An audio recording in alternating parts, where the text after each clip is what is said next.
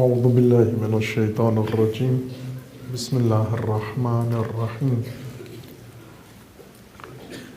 الحمد للہ والصلاة والسلام علی رسول اللہ وآلہ آل اللہ واللعنۃ الدائمۃ علی اعدائہم اعداء اللہ من یوم عداوتہم الی یوم لقاء اللہ اما بعد فقال اللہ تبارک و تعالی فی کتابہ المجید و فرقان الحمید اعوذ باللہ من الشیطان الرجیم یا ایہا الذین آمنوا من یرتد منکم عن دینہ فسوف یأتی اللہ بقوم یحبهم ویحبونہ اذلۃ علی المؤمنین وعزۃ علی الکافرین یجاہدون فی سبیل اللہ ولا یخافون لومۃ لائم ذلک فضل اللہ یؤتیہ من یشاء واللہ واسع علیم انما ولیکم اللہ ورسولہ والذین آمنوا الذین یقیمون الصلاة ویؤتون الزکاة وهم راکعون ومن یتول اللہ ورسولہ والذین آمنوا فإن حزب اللہ هم الغالبون صدق اللہ العلی العظیم۔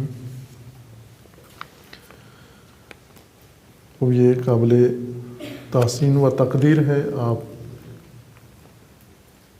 طالبات جامعہ ام الکتاب و خاران گران قدر، آپ کی معلمات و انتظامیہ کا کہ آپ نے یہ عشرہ حمایت ولایت و دفاع ولایت میں برپا کیا ہے، اور آج آخری دن ہے اس کا بالے، اور اختتامی مجلس ہے کہ انشاءاللہ اگر ولایت کو یہی پیروان و حامیان نصیب ہو جائیں پوری دنیا میں، وہ دن دور نہیں ہے جب پوری زمین کے اوپر پرچم ولایت الہی لہرائے انشاءاللہ، اور ولی حق و خاتم الاولیاء ظہور ہوں، جلوہ فروز ہوں، اور ان کے سائے میں انشاءاللہ نظام ولایت پوری دنیا پر حاکم و نافذ ہو۔ دین اسلام ظہور کے بعد جن مسائل کا شکار رہا ہے، ان میں رسول اللہ صلی اللہ علیہ وآلہ وسلم کی رحلت کے فوراً بعد سب سے پہلا سانحہ جو پیش آیا وہ ولایت و ولی کی تنہائی اور لوگوں کا عملاً نظام ولایت و ولی خدا سے دور ہونا ہے۔ رسول اللہ صلی اللہ علیہ وآلہ وسلم کی حیات طیبہ میں اور آپ کے زمانہ رسالت و حکومت میں بھی مسائل تھے، جنگیں تھیں، لیکن بالعموم مشرکین کے ساتھ مبارزہ تھا، اور اسی عہد میں جب مدینہ میں نظام الہی برپا ہوا اور رسول اللہ بحیثیت حاکم الہی حاکم بنے اور نظام خدا نافذ کیا، اس کے بعد دوسرا خطرہ مسلمانوں کے اندر سے پیدا ہوا، اور وہ منافقین تھے۔ ایک حزب و جماعت باقاعدہ پیدا ہوئے، منافقین، جن کے بارے میں قرآن کریم نے تفصیل کے ساتھ بیان کیا ہے۔ رسول اللہ صلی اللہ علیہ وآلہ وسلم کی رحلت کے بعد جو مسائل پیدا ہوئے، جن میں سر فہرست جانشینی و وصایت رسول اللہ تھی، جس میں پہلا امتحان، جیسے قرآن فرما رہا ہے کہ رسول اللہ کی رحلت و شہادت کے بعد امت رسول کیا کرے گی، کیا عکس العمل دکھائے گی، آیا راہ رسول اللہ پر قائم رہیں گے یا انقلاب عقبی کریں گے کہ پہلے ہم اس موضوع پر تفصیل سے گفتگو کر چکے ہیں، غالباً 1 سال قبل کی بات ہے، کہ صراط نبوی، انقلاب نبوی و انقلاب عقبی 2 راہ ہے، امت رسول اللہ نے ان میں سے ایک کو انتخاب کرنا ہے، یا راہ نبوی پر قائم رہنا ہے، اور یا جیسے قرآن پوچھ رہا ہے کہ راہ نبوی کو ترک کر کے آپ نے راہ عقبی و انقلاب عقبی اختیار کرنا ہے۔ افا ان مات او قتل انقلبتم علی اعقابکم، یہ رسول اگر وفات پا جائیں یا قتل ہو جائیں تو کیا تم واپس پلٹ جاؤ گے پہلی جاہلانہ حالت پر و جاہلیت کے حالت پر، یا راہ نبوی کو جاری رکھو گے؟ پہلا عقبی انقلاب یا عقبی انقلاب کی طرف پہلا قدم جو اٹھایا گیا وہ ولایت سے دوری ہے۔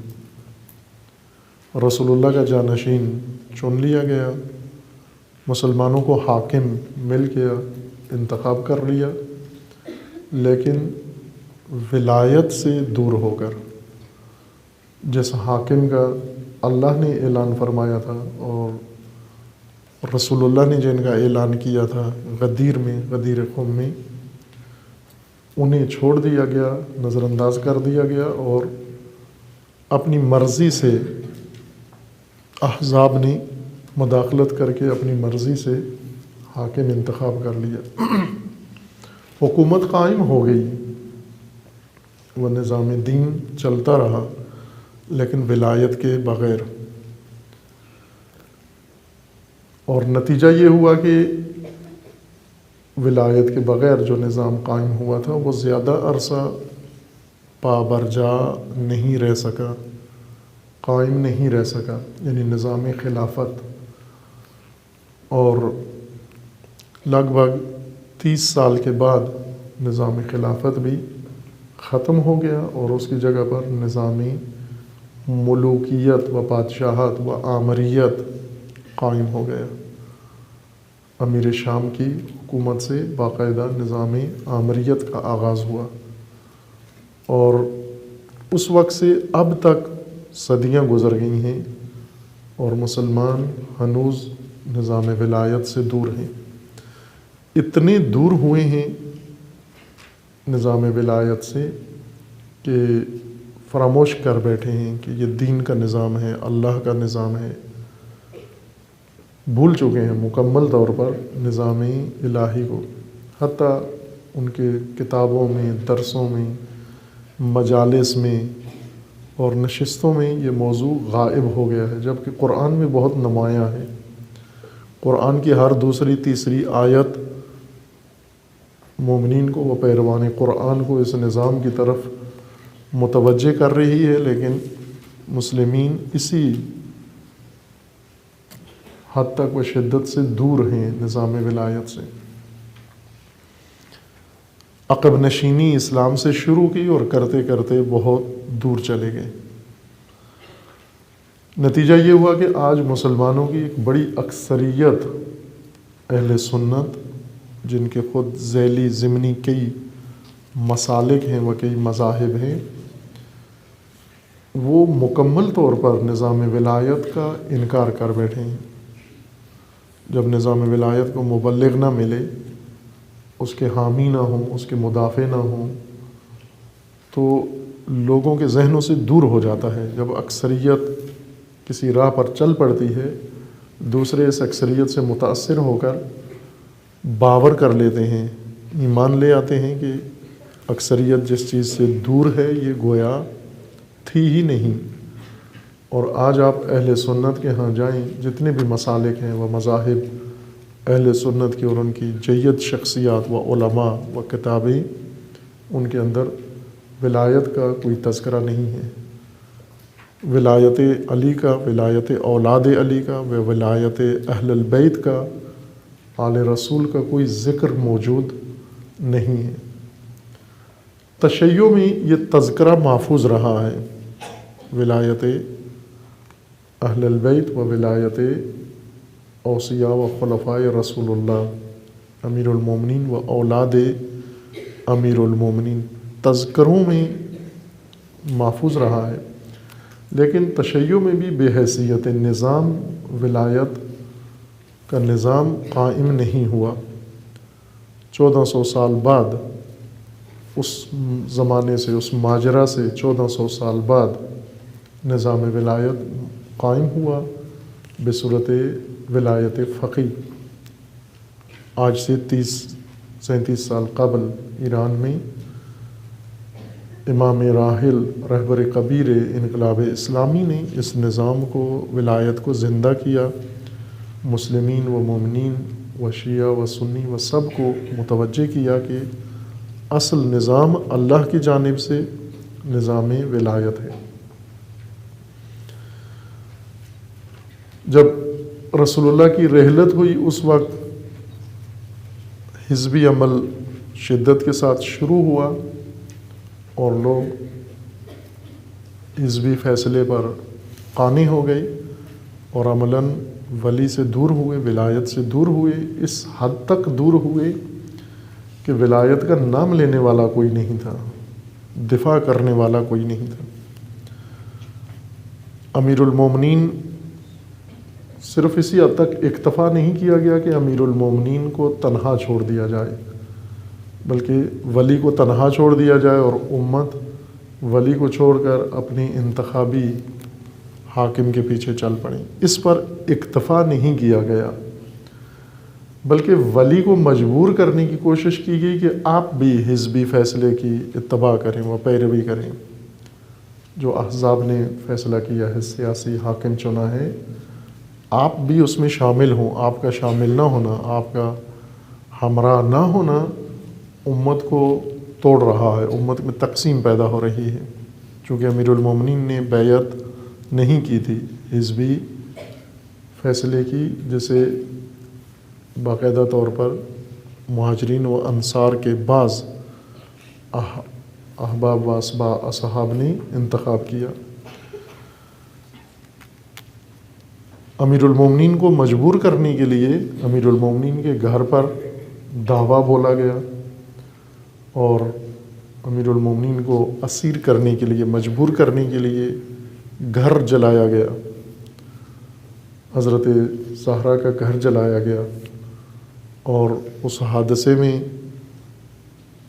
جناب سیدہ زخمی ہوئیں اور اسی جراحت سے آخرکار درجہ شہادت پہ جا پہنچی۔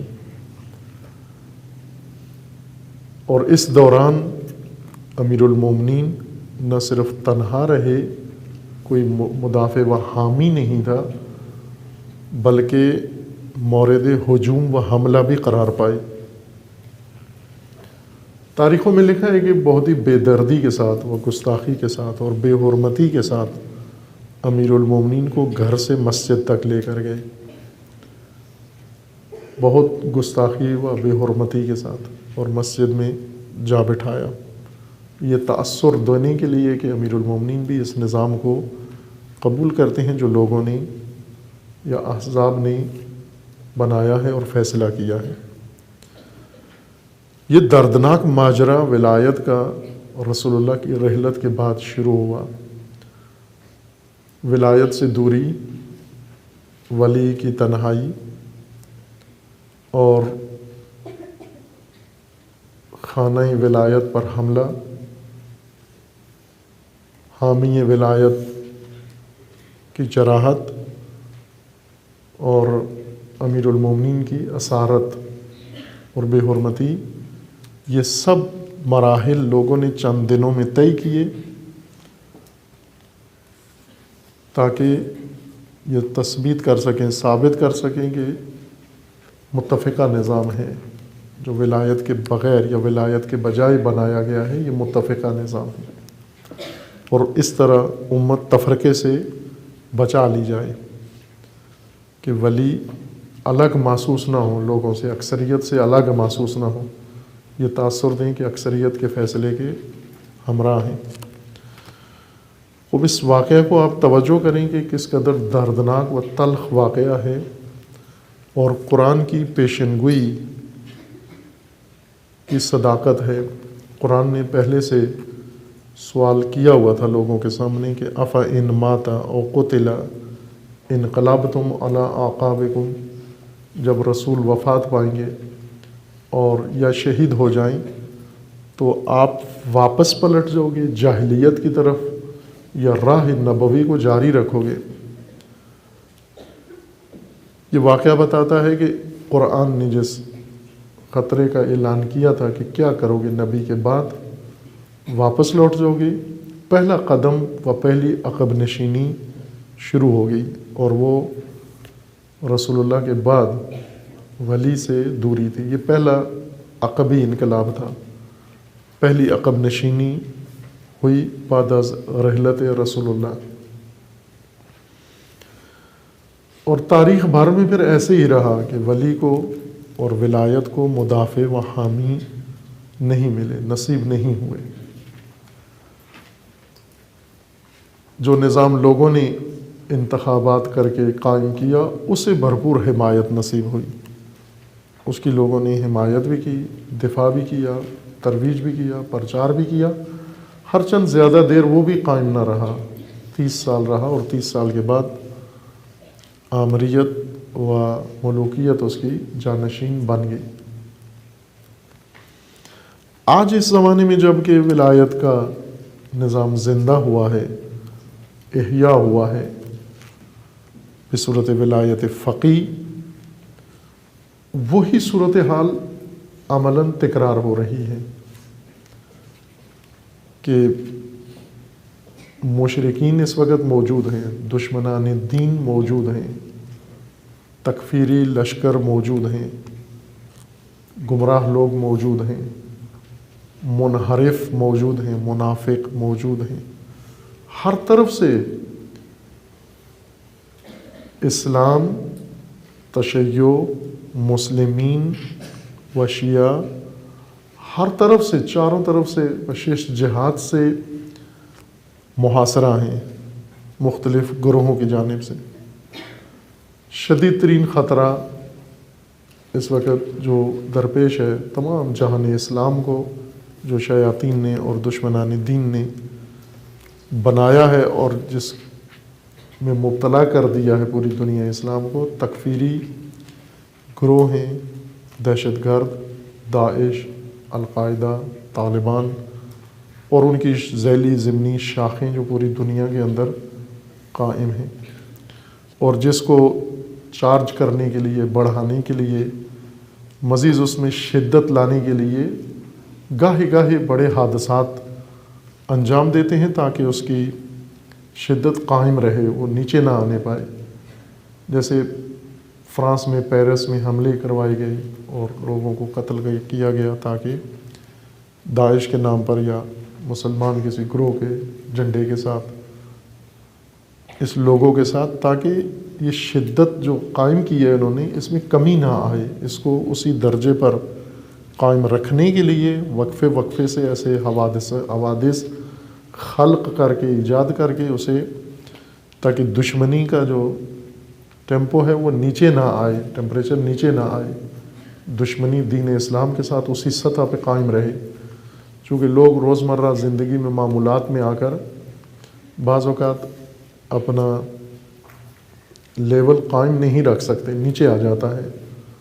مثلا اگر جنگ شروع ہوتی ہے تو یہ جنگ تھکا دیتی ہے، اور اس جنگ سے تھک کر جنگی جذبے کم ہو جاتے ہیں، پھر کوئی بڑا حادثہ خلق کیا جاتا ہے تاکہ یہ جنگی جذبہ اور جنگی احساس اوج پہ چلا جائے۔ معمولاً بھی ایسے ہوتا ہے، اگر لوگوں کے احساسات زمانہ گزرنے کے ساتھ ساتھ ٹھنڈے ہو جائیں، پھر ایک ایسی حرکت کی جاتی ہے کہ مزید بھڑک اٹھیں، مزید لوگ پھر احساساتی ہو جائیں، جذباتی ہو جائیں۔ یہ شیطانی سیاست کا قانون ہے کہ کبھی بھی آپ اسے نیچے نہ آنے دیں جو ماحول بنایا ہے آپ نے۔ یہ واقعات رونما ہوئے اس وقت، اور ان واقعات کے ذریعے سے اسلام کے خلاف دشمنی کو چارج کرتے ہیں۔ چند سال بعد پہلے 9/11 کا واقعہ ہوا، پھر اس کے بعد پیرس واقعہ ہوا، اور اس کے ابھی ہوگا، یہ پھر اپنی اوج پہ جائے گا، اور اس اوج میں رد عمل ظاہر ہوگا، پھر چند سال گزریں گے اور یہ احساس نیچے آ جائے گا، دوبارہ پھر اس کو کسی اور حادثے کی مدد سے بھڑکائیں گے، اسے بڑھائیں گے۔ یہ دشمنوں کی سازش و چال ہے۔ ایسے میں بجائے اس کے کہ مشرکین و تکفیریت و داعش و طالبان و القاعدہ کی طرف مسلمان متوجہ ہوں،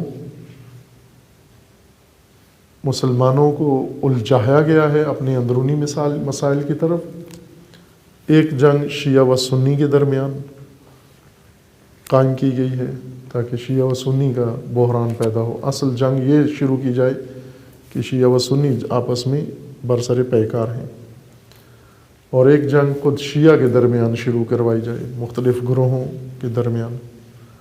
لیکن سب سے جو خطرناک حملہ شروع ہوا ہے وہ نظام ولایت پر اور حیثیت ولی فقیہ پر حملات ہیں۔ ہو بہو وہی صدر اسلام کا قصہ دہرایا جا رہا ہے کہ نہ صرف یہ کہ ولی کا ساتھ نہیں دینا، تنہا کرنا ہے، بلکہ حملہ بھی کرنا ہے۔ ایسا حملہ جس میں گستاخی ہو، جس میں بے حرمتی ہو، جس میں حتاقی ہو، ایسے حملات کے ساتھ لوگوں کو پھر ولایت سے دور کرنا ہے۔ یہ جو امر ولایت زندہ ہوا ہے اسے دوبارہ ختم کر کے اور لوگوں کو پھر ملوکیت و آمریت کی طرف متوجہ کرنا ہے۔ اور یہ عمل بھی تکرار ہوتا ہے، کچھ عرصے کے بعد پھر ایسا بیان آ جاتا ہے، ایسا معرکہ آ جاتا ہے جس سے ولایت کی طرف تہاجم و ہجوم بڑھا دیتے ہیں۔ عالمی میڈیا اس کو مدد کرتا ہے، اور جو عالمی شیطانی ادارے ہیں جاسوسی، وہ اس کے لیے میدان ہموار کرتے ہیں۔ اب ایسے میں اگر ولایت کو دفاع نہ ملے، تحفظ نہ ملے، حامی نہ ملے، مدافع نہ ملیں، تو بہت عظیم ظلم رونما ہوتا ہے۔ ولی تنہا، اور یوں نہیں کہ صرف ولی پر ظلم ہوتا ہے، امت پر بھی ظلم ہوتا ہے۔ امت محروم ہو نظام ولایت سے، یہ امت پر ظلم ہے۔ اسلام پر ظلم ہے کہ اسلام کا رکن منہدم کر دیا جائے، ستون اسلام کا گرا دیا جائے۔ اسلام کا ستون ہے ولایت، بنی الاسلام علی خمس، اسلام کی بنیاد 5 چیزوں کے اوپر ہے، علی الصلاۃ والزکوٰۃ والصوم والحج والولایہ۔ 5واں رکن دین کا ولایت ہے۔ وَمَا نُودِيَ إِلَىٰ شَيْءٍ مِثْلُ مَا نُودِيَ إِلَى الْوِلَایَةِ، اور جتنا اس رکن پنجم پر تاکید کی گئی ہے، اتنی تاکید دیگر ارکان کے اوپر نہیں کی گئی۔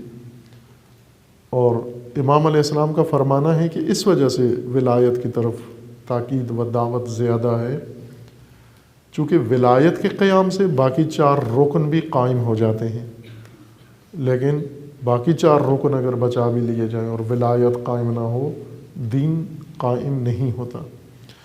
بس ولایت پر حملہ در حقیقت ولایت پر بھی حملہ ہے، ولی پر بھی حملہ ہے، دین پر بھی حملہ ہے، قرآن پر بھی حملہ ہے، چونکہ ولایت قرآنی مطلب ہے۔ یوں نہیں یہ کسی جمہوریت کی طرح فرانسیسی نظریہ نہیں ہے، یا آمریت کی طرح ایک قدیمی انسان کا موروثی آبائی نظام نہیں ہے۔ تنہا نظام روئے زمین پر جو اللہ کی جانب سے ہے، آسمان سے ہے، جس میں بشر کا کوئی دخالت نہیں ہے، وہ ولایت کا نظام ہے۔ باقی تمام نظام ساختہ بشر ہیں۔ تنہا نظام ولایت ہے جو بشر نے نہیں بنایا، بشر کے لیے بنائے، لیکن بشر نہیں ہے بنانے والا، اللہ کی ذات ہے۔ اس نظام کو اگر منہدم کیا، اس نظام کی مخالفت کی جائے، قرآن کی مخالفت ہے، قرآن کو جھٹلانا ہے۔ جو نظام ولایت جھٹلاتا ہے قرآن جھٹلاتا ہے۔ امام خمینی فرماتے ہیں جو ولایت فقیہ کو جھٹلاتا ہے وہ نبی خدا کو جھٹلاتا ہے، وہ رسول اللہ کو جھٹلاتا ہے، وہ امام معصوم کو جھٹلاتا ہے، وہ اللہ کو جھٹلاتا ہے، وہ قرآن کو جھٹلاتا ہے۔ یہ مکذب تکذیب کر رہا ہے، جھٹلا رہا ہے رکن دین کو۔ وہ رکن دین کسی فقیہ یا مجتہد نے یا کسی اسکالر و فیلسوف نے نہیں دین کے لیے پیش کیا، اللہ نے اس کو رکن کے طور پر مقرر کیا ہے۔ پس انہدام دین ہے ولایت سے دوری، ولایت کی مخالفت و ولایت کا انکار انہدام دین ہے۔ اور دین منہدم رہا ہے، صدہا سال منہدم رہا ہے، رکن دین قائم ہوا، دین قائم ہوا، اور آج پھر سب مل کر اس رکن کو گرانے کی کوشش کر رہے ہیں۔ بعض جہالت کی وجہ سے، نادانی کی وجہ سے، بعض تعصبات و حسادت کی وجہ سے ولایت کی مخالفت میں انگیزے اور محرکات مختلف ہیں۔ ایک بہت بڑا محرک ولایت کی مخالفت کا جہالت ہے، نادانی، دین سے نا آگاہ ہونا، دین سے جاہل ہونا، دین نہ شناسی، دین نہ فہمی۔ اور یہ مطلب بہت عظیم فقیہ نے بیان کیا ہے، فقیہ عظیم الشان صاحب جواہر، فقیہ فقہا جنہوں نے متن فقہی تدوین کیا ہے، کتاب جواہر، اور اس کتاب کو پڑھ کر مجتہد بنتے ہیں، فقیہ بنتے ہیں۔ اس کتاب میں انہوں نے صراحت کے ساتھ لکھا ہے کہ جو ولایت فقیہ کو نہیں مانتا وہ فقہ نہیں سمجھتا، وہ شریعت نہیں سمجھتا۔ جو حکومت اسلامی کا معتقد نہیں ہے، جو ولایت فقیہ کا نہیں مانتا، اس نے فقہ و شریعت کا مزہ نہیں چکھا۔ یہ پہلا محرک ہے ولایت کے نظام کی مخالفت، نادانی و جہالت، نہیں جانتے، سمجھتے نہیں۔ دوسرا محرک حسادت ہے، حسد۔ جس طرح ائمہ اطہار کا فرمانا ہے کہ سب سے زیادہ شدید ترین حسد معصومین کے ساتھ برتا گیا ہے۔ حسد ایسی بیماری ہے، نادان انسانوں کو لگتی ہے، جو صاحبان کمال، صاحبان فضیلت، صاحبان عظمت کے بارے میں پیدا ہوتی ہے، مریض دل کے اندر، بیمار دل کے اندر، اور وہ کوشش یہ کرتا ہے کہ محسود جس سے حسد برتا جا رہا ہے اس کی کردار کشی کریں، اسے لوگوں کی نگاہوں میں گرائیں، اور اس کے بارے میں لوگوں کو بدگمان کریں، بدبین بنائیں۔ یہ دوسرا محرک ہے۔ تیسرا محرک ہے شہرت پسندی، شہرت طلبی، کہ کچھ لوگ چاہتے ہیں مشہور ہو جائیں، انہیں مانیں، لوگ مانیں انہیں، عوام زدگی، کہ عوام زیادہ سے زیادہ ان کو قبول کریں۔ وہ عوام کی مقبول بننے کے لیے کیا کریں؟ وہ کسی ایسی بڑی شخصیت بھی کیچڑ اٹھا لیں تاکہ لوگ سارے متوجہ ہو جائیں کہ یہ فلاں پہ مثلا حملے کر رہا ہے۔ شہرت پسندی کے لیے بعض یہ کام کرتے ہیں۔ و بعض ایک اور محرک ولایت کے خلاف وہ ہے دشمن کا آلہ کار بن جانا، مفادات کی خاطر، مال و ثروت کی خاطر، اقتدار کی خاطر، منصب کی خاطر آلہ کار بن جانا، دشمنان دین کا آلہ کار بن جانا۔ ائمہ اطہار علیہ السلام کے متعلق یہ کام لوگ کرتے رہے ہیں۔ بہت سارے لوگ آلہ کار بنے ہیں بنو امیہ کے، اور بہت سارے لوگ آلہ کار بنے ہیں بنو عباس کے۔ حتیٰ بعض اوقات یہ ائمہ کے ساتھ قرابت بھی رکھتے تھے. یہ جو اعلی کار بنتے ہیں دور کے افراد نہیں تھے، معصومین کے اقربا میں سے، قرابت داروں میں سے تھے بعض لوگ جو ظالم حکومتوں کے اعلی کار بنے. مثلا امام موسیٰ ابن جعفر علیہ الصلوۃ والسلام کے خلاف دربار میں شکایت کرنے والے بعض امام کے اپنے قرابت دار تھے. امام علی ابن موسیٰ رضا علیہ السلام کے خلاف دربار میں جا کر ماحول بنانے والے اپنے بعض قرابت دار تھے. اسی طرح دیگر ائمہ اطہار کے مقابلے میں بعض قرابت دار یہ کردار ادا کرتے تھے، اعلی کار بنتے تھے بنو امیہ کے، یا اعلی کار بن جاتے تھے بنو عباس کے ہاں. و بسا اوقات شاگردان ائمہ یہ کام کرتے تھے. کچھ لوگ تھے جنہوں نے ائمہ کے پاس پڑھا ہے، کچھ عرصہ گزارا ہے، لیکن جب انہیں قاضی القضات کی ڈگری پیش کی گئی یا منصب پیش سامنے رکھا گیا یا کسی علاقے کا منصب سامنے رکھا گیا، انہوں نے قبول کر لیا. و بعض اوقات یہ لالچ اور یہ طمع انسان کو بہت آگے لے جاتی ہے، قاتل بنا دیتی ہے. امام حسین علیہ السلام کا طمع و لالچ میں آ کر عمر ابن سعد نے امام حسین علیہ السلام کے اوپر ظلم کیا اور کروایا. شمر یہ امام علی علیہ السلام کے لشکر کا سپاہی تھا، یہ بلکہ افسر تھا امیر المومنین کے لشکر میں. شمر جنگ صفین علی علیہ السلام کی جانب سے شمر نے لڑی ہے معاویہ کے خلاف. امیر المومنین کی جانب سے افسر تھا، اس کے ماتحت سپاہی تھے، لیکن یہی کربلا میں قاتل امام حسین علیہ السلام بن گیا ہے. کس شخص نے اس کو لشکر علی سے کاٹ کر لشکر یزید کا حصہ بنایا ہے اور ولی وقت اور امام وقت اور امام حسین کا قاتل بنا دیا ہے، حملہ ور بنا دیا ہے؟ طمع نہیں. طمع جب آ جائے انسان کے اندر وہ قاتل بنا دیتی ہے انسان کو. یہ مجموعاً وہ امور ہیں، جہالت، حسادت، طمع، لالچ، تعصب، شہرت پسندی اور دشمنوں کا اعلی کار ہونا، جس وجہ سے انسان ایسے گنونے اقدام شروع کر دیتا ہے کہ رکن دین پر حملہ جا کر کرتا ہے، روح دین پر جا کر حملہ ور ہوتا ہے. لوگوں کی خاموشی و سکوت سب سے زیادہ نقصان دہ چیز ہے. امیر المومنین علیہ السلام کی ولایت کے وقت لوگ ساکت تھے، خاموش. کیوں؟ اس لیے کہ جن لوگوں نے اقدام کیا ہے وہ بزرگان ہیں. بزرگان نے، قوم کے بزرگوں نے فیصلہ کیا ہے کہ علی رہبر و حاکم نہیں ہوں گے، وصی رسول نہیں ہوں گے، کسی اور شخصیت کو بنانا. یہ بزرگوں کا فیصلہ تھا. جب ایک بزرگ شخصیت کوئی بات کر دے، لوگ ادب سے اس کے سامنے جھک جاتے ہیں، خاموش ہو جاتے ہیں اور علی کو تنہا چھوڑ دیتے ہیں. بزرگوں کے احترام میں ولی کو تنہا چھوڑ دیتے ہیں.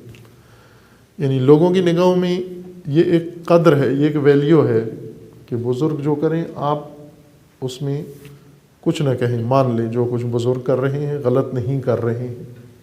وہ یہ چونکہ بزرگوں نے فیصلہ کیا تو آج تک 1400 سال تک وہ فیصلہ مورد احترام ہے اور علی محروم، تنہا.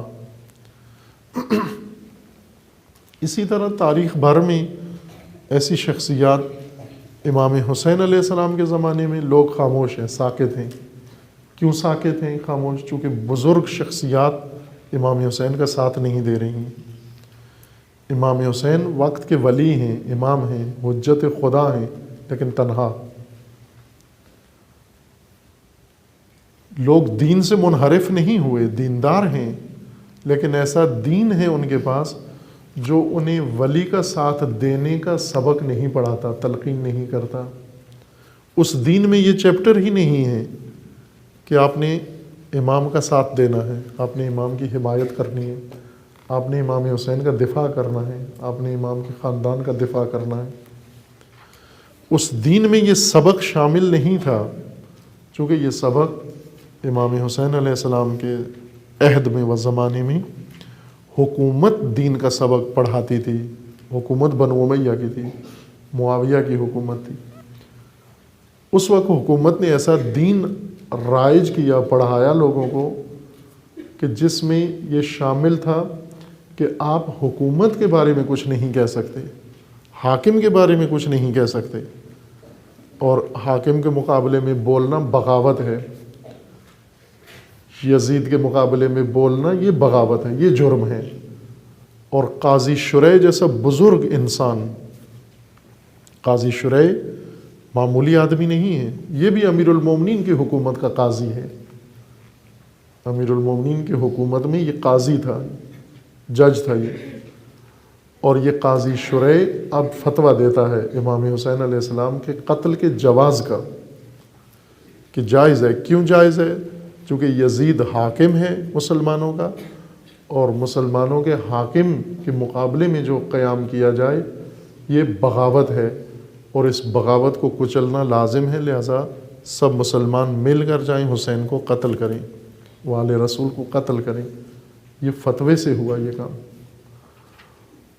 اس قدر لوگ اس کام کو مقدس سمجھ کر انجام دے رہے تھے سید الشہداء کے قتل کو، کہ بعض ان میں سے قربت کی نیت کرتے تھے اور اپنے آپ کو کہتے تھے ہم سب سے افضل انسان ہیں۔ خوارج کے نزدیک اور ناصبیوں کے نزدیک تاریخ مسلمین میں سب سے مقدس انسان ابن ملجم ہے۔ یہ باقاعدہ ان کی کتابوں میں ہے کہ ابن ملجم قاتل امیر المومنین سب سے بلند مرتبہ اس کا ہوگا جنت میں، بہشت میں اور ہر جگہ۔ کیوں؟ چونکہ اس نے علی کو قتل کیا ہے۔ وہ اب توجہ کریں کہ ایسا بھی دین ہے، ایسا بھی مذہب ہوتا ہے۔ بعض اوقات لوگ اس ذہنیت کے بنا دیے جاتے ہیں کہ علی کو قتل کرنے والا، امیر المومنین کو قتل کرنے والا افضل الزہاد و افضل العباد سمجھا جاتا ہے، تمام بندوں سے افضل بندہ گردانا جاتا ہے۔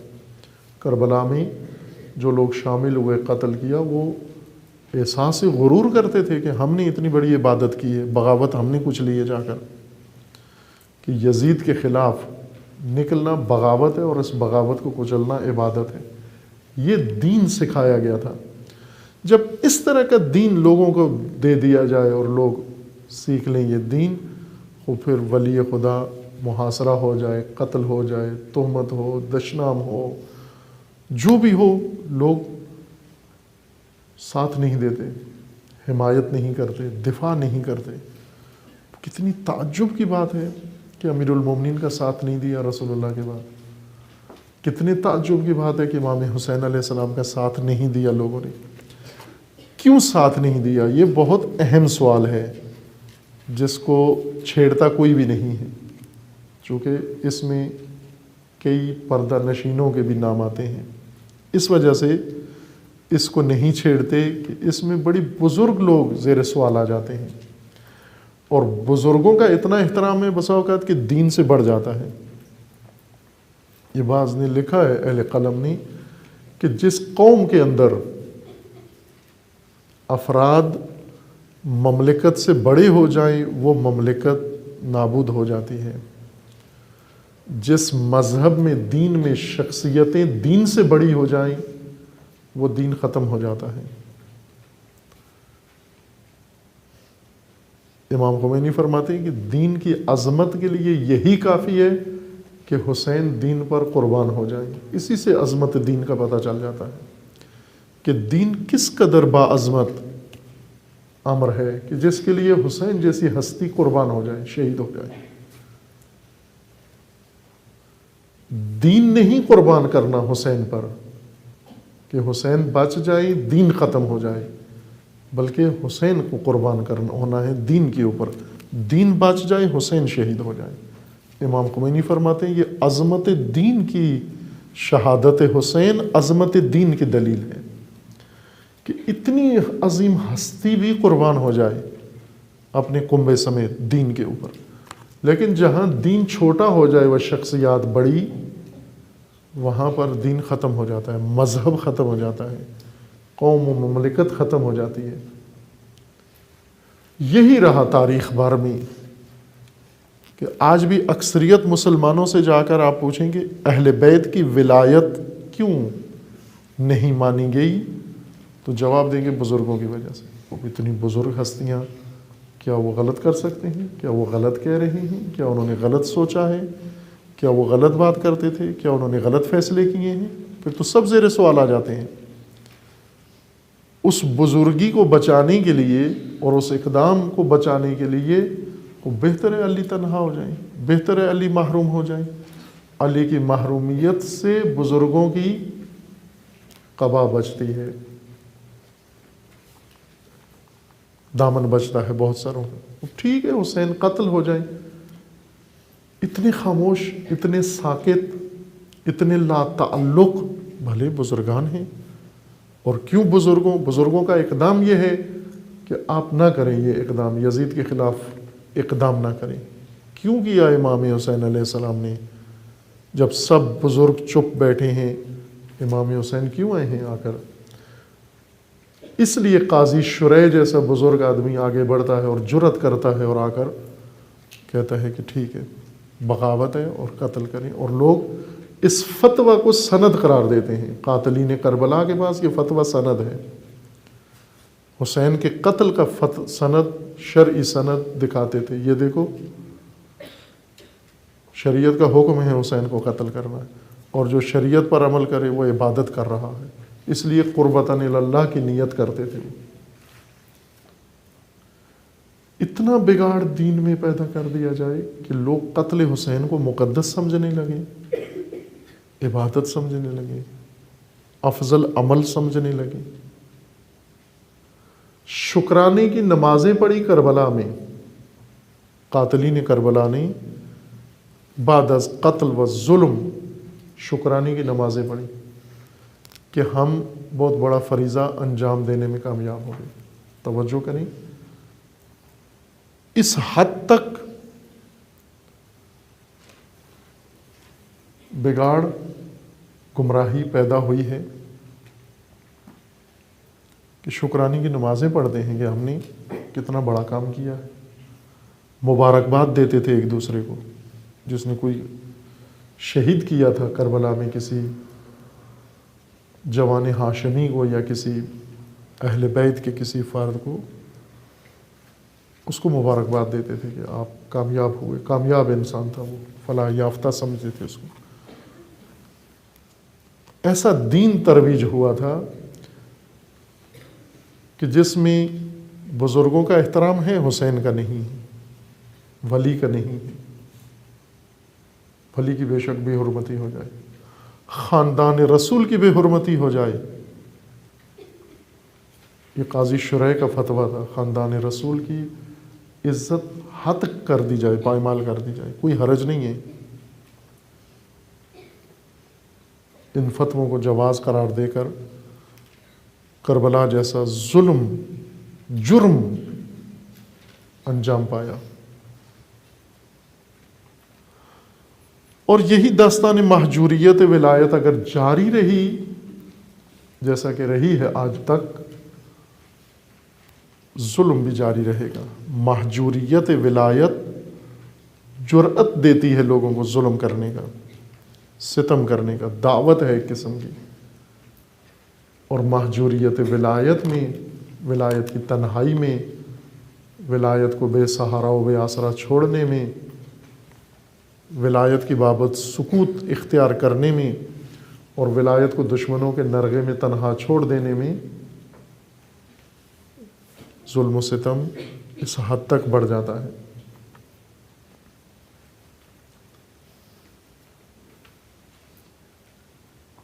قرآن کریم میں خداوند تبارک و تعالیٰ کا فرمانا ہے کہ اے لوگو اگر تم نے دین چھوڑ دیا. سورہ مبارکہ مائدہ میں آیت 54 سے یہ مطلب شروع ہوتا ہے، یا ایھا الذین آمنوا من یرتد منکم عن دینہ، اے وہ لوگوں جو ایمان لائے ہو، مومنوں کی بات ہو رہی ہے، کافر و منافق اس میں شامل نہیں ہے۔ یا ایھا الذین آمنو، مومنوں کو خطاب ہو رہا ہے، اے مومنوں جو ایمان لائے ہو، من یرتد منکم، تم میں سے اگر کوئی چھوڑ جائے، مرتد ہو جائے، دین کو چھوڑ کر، رد کر کے میدان دین، فرائض دینی اور حقائق دینی کو انکار کر کے اگر ترک کر کے چلا جائے، عن دینہ، پھر کیا ہوگا؟ فسوف یأتی اللہ بقوم یحبہم ویحبونہ، چونکہ خدا نے دین ایسے مومنوں کے حوالے نہیں کیا جو مرتد ہو جائیں، جو دین کو، ولی کو تنہا چھوڑ کے اور میدان چھوڑ جائیں، ان کے حوالے نہیں کیا۔ خدا نے وعدہ دیا کہ میں خود ہوں محافظ دین، ان کے سہارے پہ نہیں رکھنا، ان کے بھروسے پہ نہیں رہنا، نہ رکھنا ہے۔ کیا ہوگا؟ فسوف یأتی اللہ بقوم، یہ جو مرتد ہو گئے ہیں، ان کے بجائے جو دین چھوڑ گئے ہیں، مرتد یعنی جو دین چھوڑ گئے ہیں، دینی میدان چھوڑ گئے ہیں، دینی فرائض چھوڑ گئے ہیں، دینی ذمہ داریاں چھوڑ گئے ہیں، یہ جب چھوڑ گئے ہیں تو دین کو اللہ نے تنہا نہیں چھوڑنا۔ فسوف یأتی اللہ بقوم، اللہ ایسی قوم پیدا کرے گا، یحبہم ویحبونہ، جو خدا کو چاہتی ہے اور خدا اس قوم کو چاہتا ہے۔ یحبہم، خدا انہیں چاہتا ہے، خدا کی محبوب قوم، خدا کے محبوب لوگ، خدا کی محبوب جمعیت، وَيُحِبُّونَهُ، اور وہ جو خدا کو چاہتے ہیں، جن کا رابطہ خدا سے محبت و عشق کا رابطہ ہے، عاشقانہ رابطہ ہے۔ عشاق پیدا کرے گا خدا جب یہ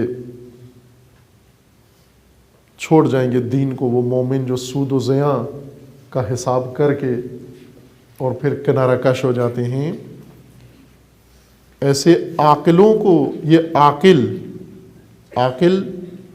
یعنی سود و زیاں سمجھنے والے، نفع نقصان دیکھ کر اور نقصان تشخیص دے کر نقصان کے میدان سے نکل جانے والے، کہ دین کی راہ کو جاری رکھنے میں اب نقصان ہے، ہماری ذات کا نقصان ہے، ہماری شخصیت کا نقصان ہے، ہمارا مالی نقصان ہے، اب اسارت کا وقت ہے، اب شہادت کا وقت ہے، اب تو نقصان ہی نقصان ہے۔ بس عقل کیا کہتی ہے؟ نقصان سے بچو، بھاگو، سود سے بچو، زیاں سے بچو، ضرر سے بچو، اس وقت فریضہ تمہارا جان بچانا ہے۔ جب یہ لوگ میدان چھوڑ جاتے ہیں، عقل کے فتویٰ، سود و زیاں کی عقل کا فتویٰ سن کر میدان چھوڑ جاتے ہیں، ان کے بجائے خدا عاشق پیدا کرتا ہے، انہی جیسے پھر پیدا کرے، پھر سود و زیاں والے، وہی داستان تکرار ہوگی۔ جب تک سود ہے یہ رہیں گے، جو ہی ضرر شروع ہوگا یہ بھاگ جائیں گے، یہ بھی بھاگ جائیں گے۔ تو ایسے ماجرا کو بار بار تکرار کرنے کا فائدہ نہیں ہے۔ زیاں دیکھنے والے، نقصان دیکھ کر چھوڑ جانے والے، ان کے بجائے عاشق پیدا ہوں گے۔ عاشق کون ہیں؟ جو سود و زیاں کو دیکھتے ہی نہیں ہیں، ان کے نزدیک سود و زیاں دیکھنا گناہ ہے۔ میدان عشق الہی میں یہ کہنا کہ یہاں نقصان ہے، یہاں فائدہ ہے، یہ ہے ہی گناہ ہے، جرم ہے۔ چونکہ سود و زیاں کی طرف جب توجہ جائے گی تو اس کا مطلب ہے کہ یہ توجہ کہیں سے ہٹی ہے، جو کسی طرف گئی ہے، خدا سے ہٹی ہے یہ توجہ، اللہ سے ہٹ گئی ہے، نقصان کی طرف آ گئی ہے۔ جو اپنی ذات کی طرف زیادہ توجہ کرتے ہیں، انہیں معلوم ہونا چاہیے، کہیں سے توجہ ہٹتی ہے تو کہیں ہوتی ہے۔ ابھی آپ کی توجہ گفتگو کی طرف ہے، ہر چیز سے ہٹی ہوئی ہے توجہ، تو گفتگو کی طرف ہے. اور اگر اسی وقت کوئی اور چیز کی طرف آپ توجہ کریں تو آپ کی توجہ گفتگو سے ہٹے گی تو کسی اور کی طرف جائے گی. توجہ کی یہ خصوصیت ہے، توجہ ذاتاً مواحد ہے، وحدت ہے توجہ کے اندر، ایک ہی وقت میں دو چیزوں کی طرف نہیں جا سکتی سوائے ذات خدا کی توجہ کے، کہ یا من لا یشغلہ سمع عن سمع لا یغلطہ السائل ولا یبرمہ. سب مل کر بھی فریادیں کریں، اللہ کی توجہ نہیں ہٹا سکتے. یہ شان فقط خدا کی ہے. لیکن مخلوق کی توجہ ہٹ جاتی ہے، کہیں سے ہٹتی ہے، کسی طرف ہوتی ہے. اس لیے لوگ ایک دوسرے سے شکوہ کرتے ہیں، خاندانوں میں ایک دوسرے سے شکوہ ہوتا ہے. مثلا زوجہ کو میاں سے شکوہ ہوتا ہے تو میری طرف اب توجہ ہی نہیں کرتا، اسی سے اس کو شک پڑتا ہے کہ اس کی توجہ کہیں اور ہو گئی ہے. چونکہ توجہ ادھر کم ہوئی ہے بس کہیں ہے، اسی وجہ سے شوہر کو شک پڑتا ہے کہ توجہ کم ہو گئی ہے بس کہیں اور ہے توجہ. چونکہ توجہ دو جگہ نہیں ہو سکتی، ایک ہی جگہ ہوگی. اولاد کی طرف توجہ اگر والدین کی نہیں ہے تو کسی طرف ہے توجہ. اولاد کی توجہ اگر نہیں ہے، درس کے اوپر نہیں ہے، بس کہیں ہے توجہ. طالبات و طلاب درس سے توجہ ہٹائیں گے تو کسی اور موضوع کی طرف توجہ جائے گی. یہ نہیں ہو سکتا کہ وہ آن واحد میں درس پر بھی توجہ رکھیں اور درس کے علاوہ بھی کسی چیز کی طرف توجہ رکھیں. یقیناً توجہ ہٹ جاتی ہے. عاشق توجہ نہیں ہٹاتا، چونکہ اپنی طرف توجہ آنا یعنی اللہ سے ہٹ گئی ہے توجہ. ان کا رابطہ خدا سے عاشقانہ رابطہ ہے. سود و زیاں تو دور کی بات ہے، وہ اپنی ذات کی طرف توجہ نہیں کرتا. نفع نقصان تو بہت دور کی بات ہے. نفع و نقصان ایسے ہے جیسے انسان زمین پہ ہو اور آسمان پہ ستارے. یہ اپنی ذات کی طرف توجہ نہیں کرتا. عاقل کرتا ہے، چونکہ عاقل کی ساری توجہ اپنی ذات کی طرف ہے، اپنے نفع کی طرف ہے، اپنے نقصان کی طرف ہے، اپنی سہولت کی طرف ہے، اپنی آسائش کی طرف ہے، اپنے غم کی طرف ہے، اپنے رنج کی طرف ہے، اپنی آرزو کی طرف ہے، اپنی حاجات کی طرف ہے. اس لیے تو بنیاں ہیں، سود و زیاں میں گرفتار ہے. یہ لوگ معرکہ حق و باطل نہیں لڑ سکتے جو اسیر سود و زیاں ہوں. یہ نہیں قربانی دے سکتے، یہ قربان نہیں ہو سکتے، یہ اس کاروان میں شامل نہیں ہو سکتے.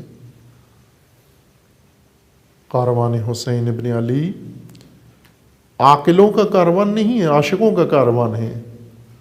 عاقل اس لیے نہیں آئے، عاقل مدینے میں بیٹھے رہے، مکہ میں بیٹھے رہے، بصرہ میں بیٹھے رہے، کوفہ میں بیٹھے رہے، یہ عاقل تھے. عاشق کربلا آگے. یحبہم ویحبون اذلۃ علی المؤمنین. یہ جمعیت، یہ قوم جو خدا لائے گا، جب مومن مرتد ہو جائیں گے، چھوڑ جائیں گے میدان دین، ان کے بجائے جو خدا لائے گا ان کی ایک خصوصیت یہ ہے کہ مومنوں کے لیے یہ بہت نرم ہوں گے، کافروں پر بہت سخت ہوں گے. یجاہدون فی سبیل اللہ، خدا کی راہ میں جہاد کریں گے.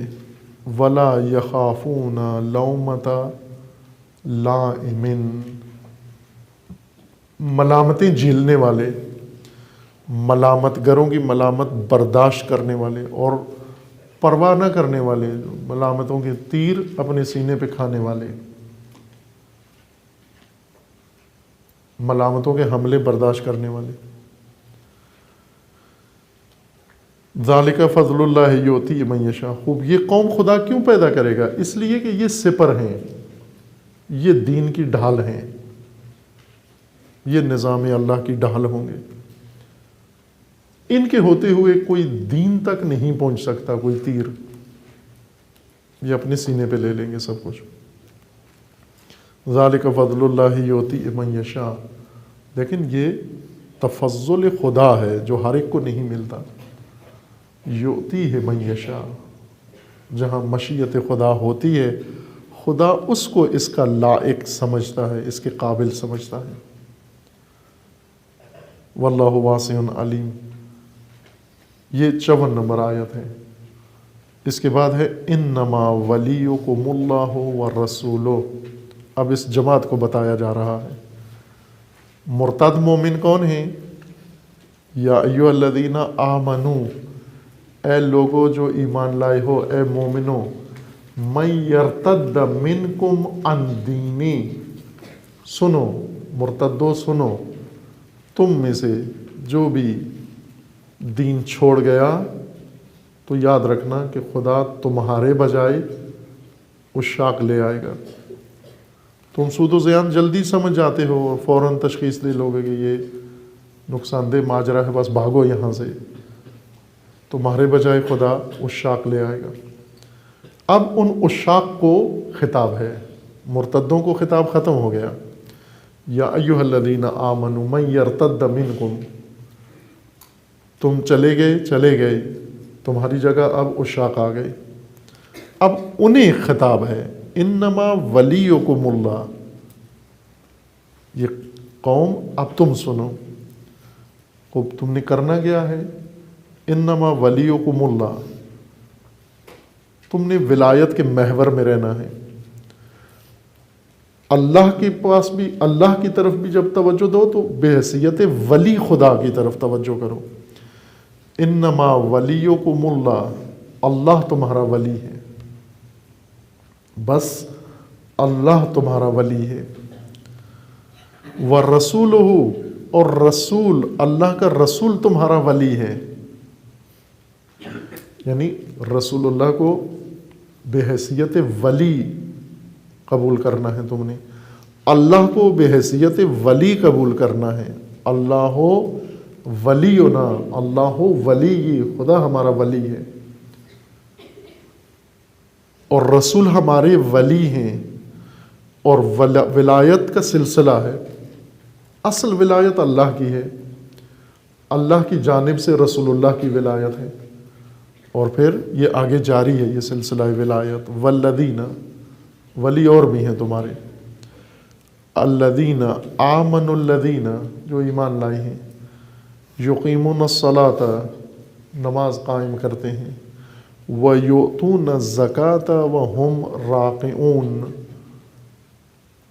حالت رکوع میں زکوٰۃ دیتے ہیں، یہ تمہارے ولی ہیں. اب تفسیریں و تاریخیں و شان نزول متفق علیہ ہے سنی و شیعہ میں کہ تنہا ہستی جس نے حالت رکوع میں زکوٰۃ دی ہے وہ امیر المومنین ہے، علی علیہ السلام ہے، بس وہ بھی ولی ہیں تمہارے. وَمَن يَتَوَلَّ اللَّهَ وَرَسُولَهُ وَالَّذِينَ آمَنُوا، اب بات آگے جا رہی ہے. اب ساری گفتگو عشاق سے ہے جو مرتدوں کے بعد آئے ہیں، مرتدوں کے بجائے آئے ہیں. مرتد یعنی جو دین چھوڑ گئے، دین کی حمایت چھوڑ گئے. دین کی حمایت کرنے والے جب آئے ہیں تو دین کی حمایت والوں کو یہ کہا گیا ہے کہ پہلا رکن دین تم نے تھامنا ہے، یعنی ولایت. یہ نہ کہو کہ اللہ کی عبادت بھی ہے تو ہم خدائے معبود کے ساتھ وابستہ ہیں، نہ خدائے ولی. اللہ ولیکم، اللہ ولی ہے تمہارا. ولایت خدا میں آنا ہے تمہیں، اللہ کی ولایت میں آنا ہے. اللہ کی ربوبیت میں تو ہو تم،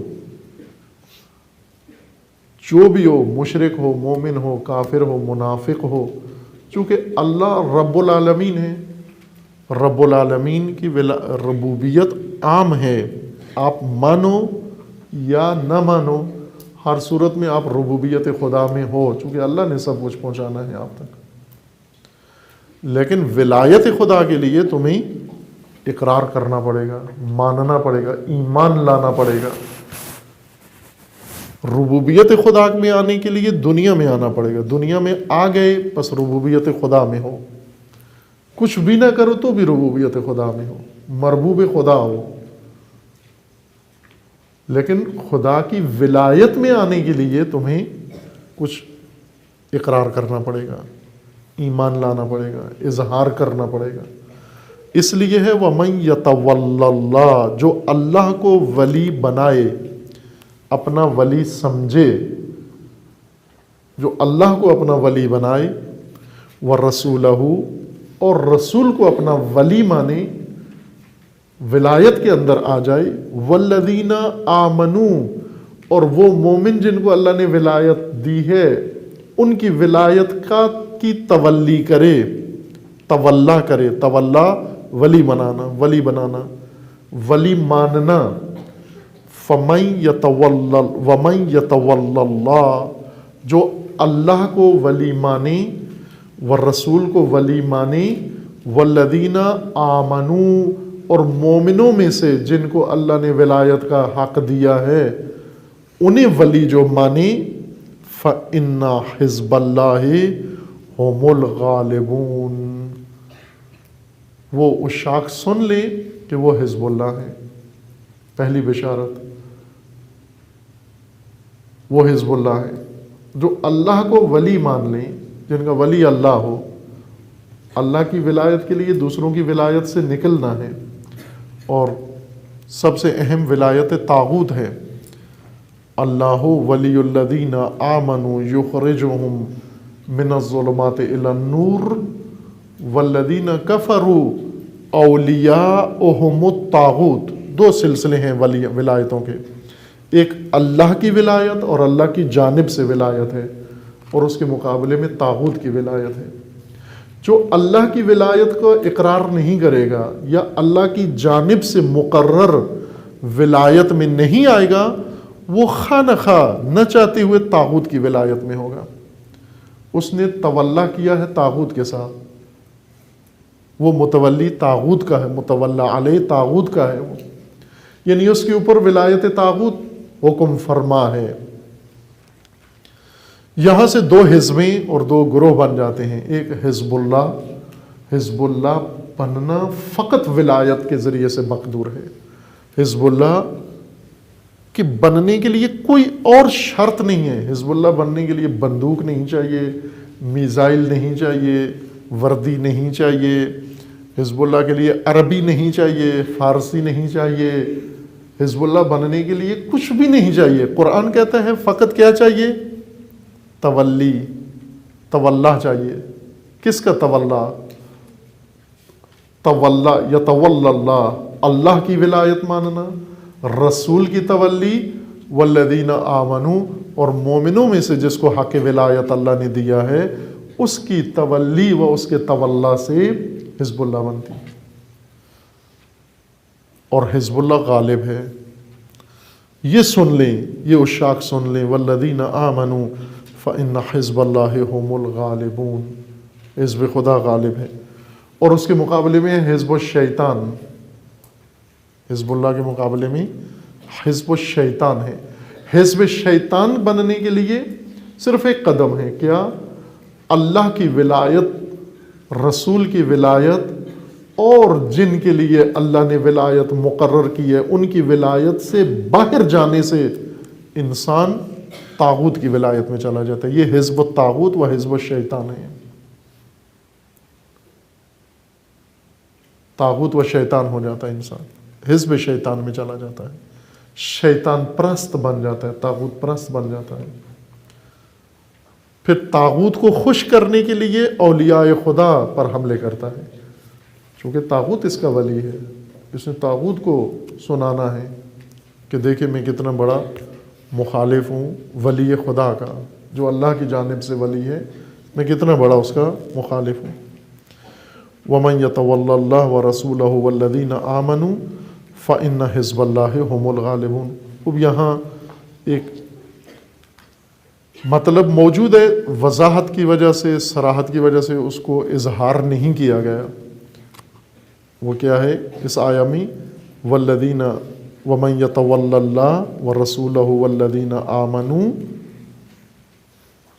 تو اصل جواب اس کا یہ تھا، من کا جواب یہ تھا ومن یتول اللہ فاولئک ہم حزب اللہ، یہ حزب اللہ ہیں. پھر یہ آنا تھا فإن حزب اللہ ہم الغالبون. یعنی ایک ہے حزب اللہ کی منزل تک پہنچنا اور دوسرا حزب اللہ کا غلبہ. یہاں حزب اللہ کے غلبے پہ پہنچ گئے ہیں، تولی کے بعد غلبہ حزب اللہ کا ہے.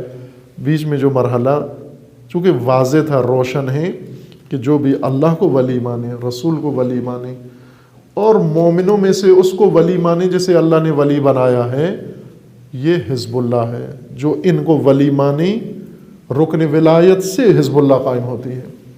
یہ حزب خدا ہے اور حزب خدا غالب ہے ہمیشہ. کیوں غالب ہے؟ چونکہ سود و زیاں سے ماورا ہے. اقبال کے بقول کے برتر از اندیشے یہ سود و زیاں ہے زندگی. سود و زیاں سے بالاتر ہے زندگی. سود و زیاں میں آلودہ نہ کرو زندگی کو. سود و زیاں یعنی نفع اور نقصان، فائدہ اور ضرر.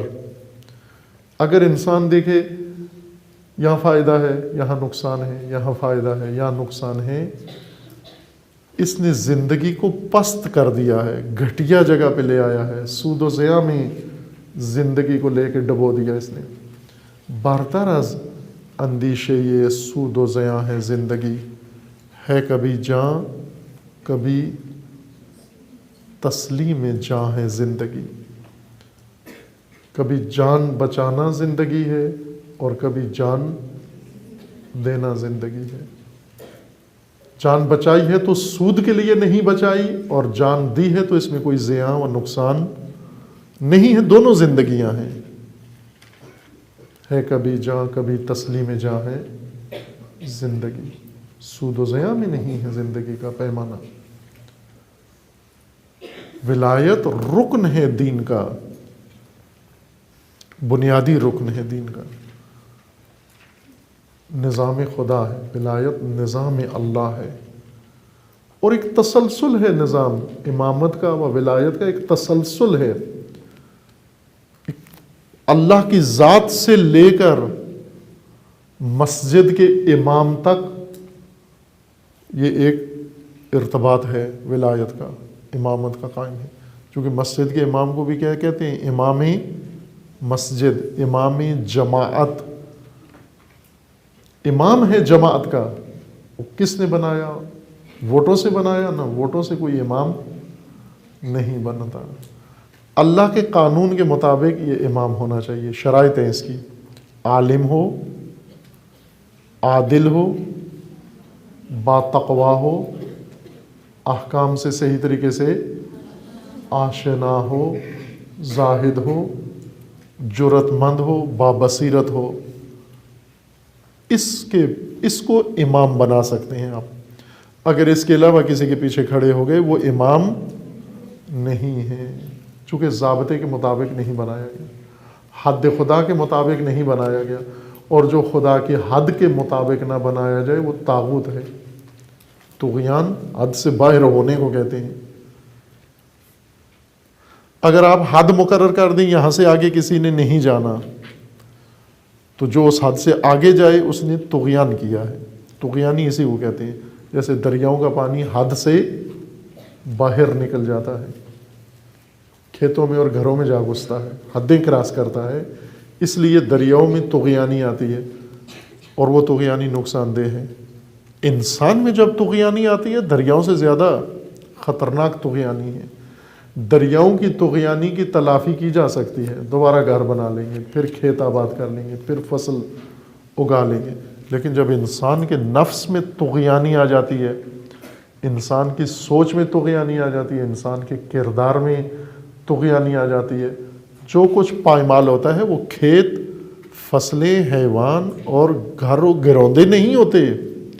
انسان جب طغیان میں آتا ہے اللہ کی حدود پائمال کر دیتا ہے، اللہ کا دین پائمال کر دیتا ہے، اولیاء خدا کو ذبح کر دیتا ہے.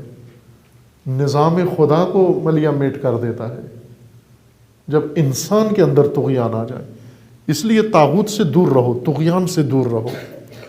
طاغوت سے دوری کے لیے شرط ہے کہ طغیان اپنے اندر پیدا نہ ہونے دو، ورنہ وہ انسان جس کے اندر طغیان آتا ہے، حدیں کراس کرتا ہے، یہ کبھی بھی طاغوت کا انکار نہیں کر سکتا، چونکہ خود غرق در طغیان ہے.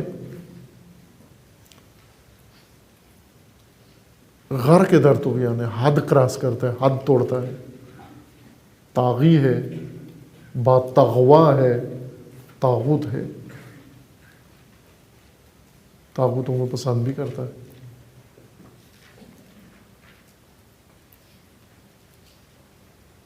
اگر ولایت کی حمایت نہ ہو، ولایت کی نصرت نہ ہو، ولایت کا دفاع نہ ہو، رکن دین منہدم ہو جائے گا. رکن دین کے منہدم ہونے سے مسلمان بھی منہدم ہوگا. ہر چیز، ہر قدر منہدم ہو جائے گی. انسانیت کا وقار منہدم ہو جائے گا.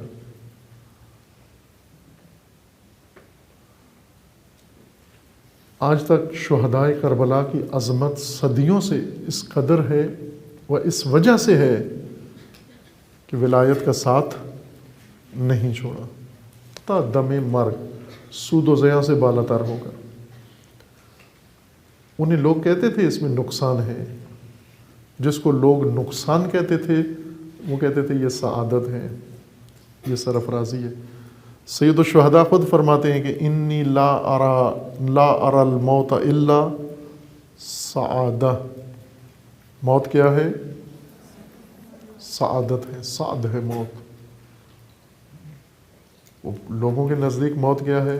سب سے بڑا ضرر و نقصان. مر گیا، وہ ہو افسوس ہوا، مر گیا. امام کیا فرماتے ہیں؟ یہ تو بشارت ہے، یہ تو سعادت ہے. جسے تم سود کہتے ہو یہ میرے لیے سعادت ہے. علی علیہ السلام کو ضربت لگی، دوسروں کی نگاہوں میں زیاں و نقصان ہوا.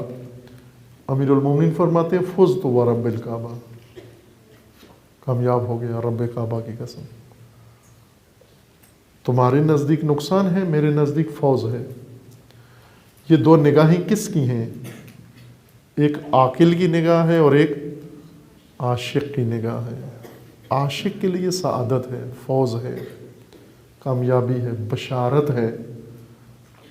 لا تحسبن الذین قتلوا فی سبیل اللہ امواتا بل احیاء عند ربہم یرزقون فارحین بما آتاہم اللہ من فضلہ یستبشرون بالذین لم یلحقوا الیہم.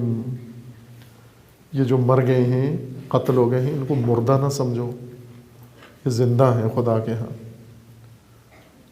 اور خوشحال ہے. ایسے زندہ فارحین بما آتاہم اللہ، جو اللہ نے ان کو عطا کیا ہے اس پر خوشحال. تم زندہ رہ کے غمگین، تم زندہ رہ کے پریشان، تم زندہ رہ کے نڈال، تم زندہ رہ کے کنفیوز. وہ مر کے زندہ اور زندگی بھی خوشحال. فارحین بما آتاہم اللہ ویستبشرون، اور ساتھ بشارت بھی مل رہی ہے ان کو، بشارت بھی لے رہے ہیں. جس چیز کو لوگ نقصان سمجھتے ہیں اس شاک اسے سعادت سمجھتے ہیں. اور خدا نے ولایت کے لیے انتظام خاص رکھا ہوا ہے. دوسروں کو میدان امتحان کے طور پر دیا جاتا ہے. اصل ولایت کے مدافع عشاق ہیں. میدان سب کو ملتا ہے تاکہ دوسروں پر بھی اتمام حجت ہو جائے.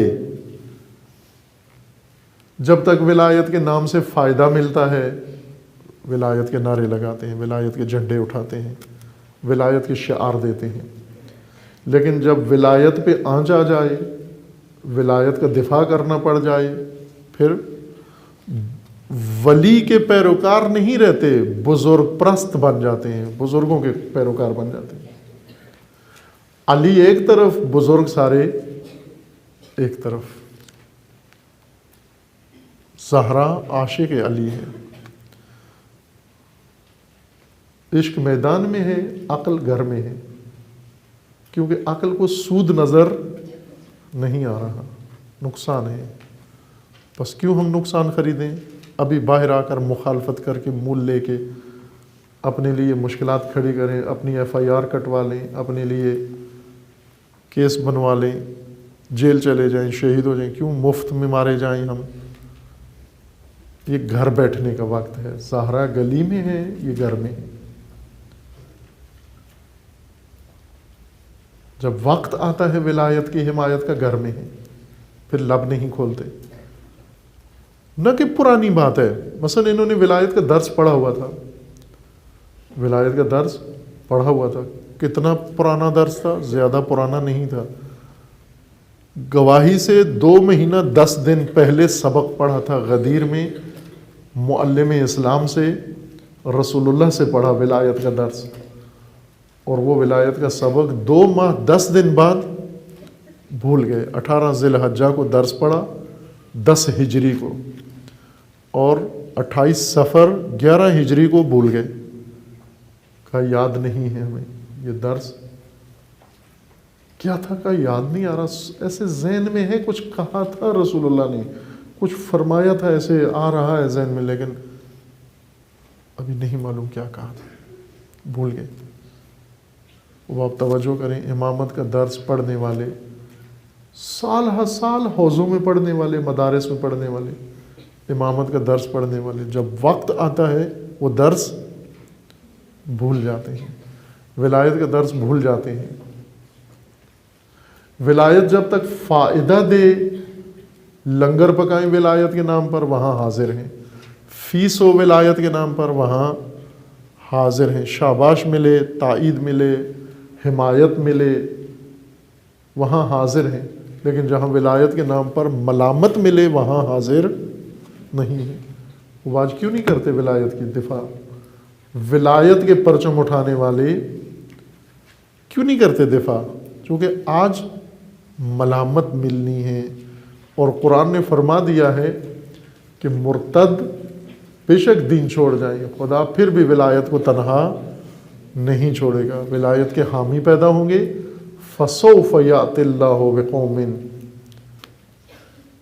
ان قریب خدا وہ قوم لے آئے گا، يُحِبُّهُمْ وَيُحِبُّونَ، جو اللہ کو چاہتے ہیں، اللہ انہیں چاہتا ہے۔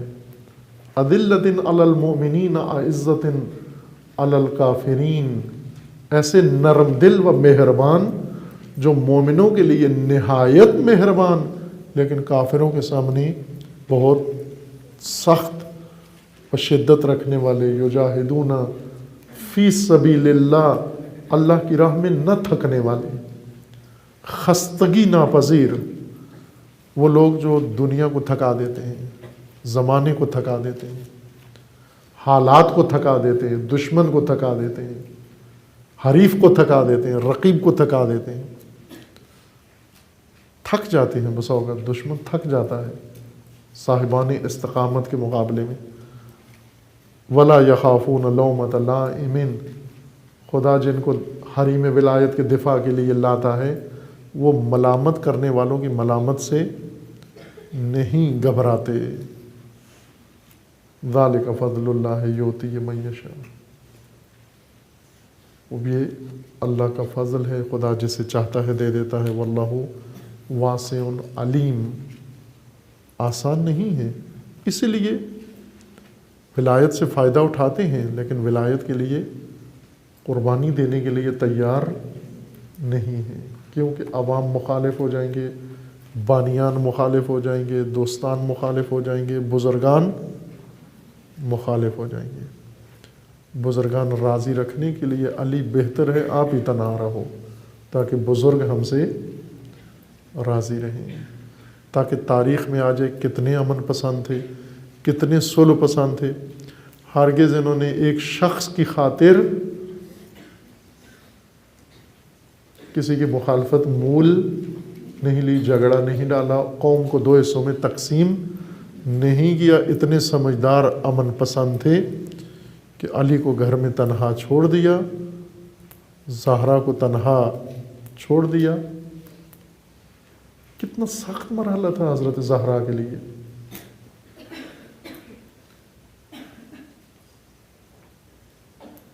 کتنا سخت دشوار تھا وہ کام حضرت سیدہ کے لیے. کتنا رنج تھا سیدہ کے دل میں. کس چیز کا رنج تھا؟ لوگ سمجھتے ہیں وہ کھجوروں کا رنج تھا جو چھین لی گئی. درخت اجل ہے مقام زہرا، جس سے کہ وہ درختوں کے روگ میں اور درختوں کے سوگ میں اتنی حزین ہو جائیں، سب سے ناراض ہو جائیں. وہ بہانہ تھا، بلکہ یوں کہوں کہ وہ دستاویز تھی. وہ زہرا کے پاس سند تھی. جن لوگوں کے خلاف قیام کیا تھا ان کے خلاف کوئی سند چاہیے تھی، دستاویز چاہیے تھی.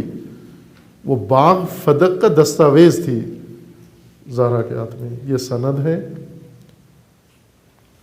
اور درد و رنج زہرا کھجوریں نہیں تھی، وہ سند تھی فقط. رنج زہرا کچھ اور تھا. رنج زہرا علی کی تنہائی تھی. رنج زہرا امت کا سکوت تھا. رنج زہرا ولی کی تنہائی تھی. اور وہ رنجور دنیا سے گئی، اپنی قبر کا نشان مٹوا دیا. رات کو کہا میرا کفن و دفن و جنازہ ہو. میں دیکھنا پسند نہیں کرتی اس کو جو علی کا ساتھ نہیں دیتا، جو ولی کا ساتھ نہیں دیتا. قبر پر بھی نہ آئے، تشییع جنازہ میں نہ آئے.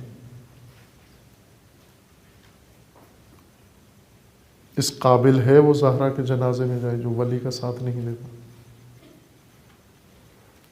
سب کو حضرت زہرا نے رسوا کر دیا. تاریخ، آنے والی تاریخ اور گزری ہوئی تاریخ میں سب کے نقاب اتار دیے. اور اتنی جرت تاریخ بھر میں کسی نے نہیں کی.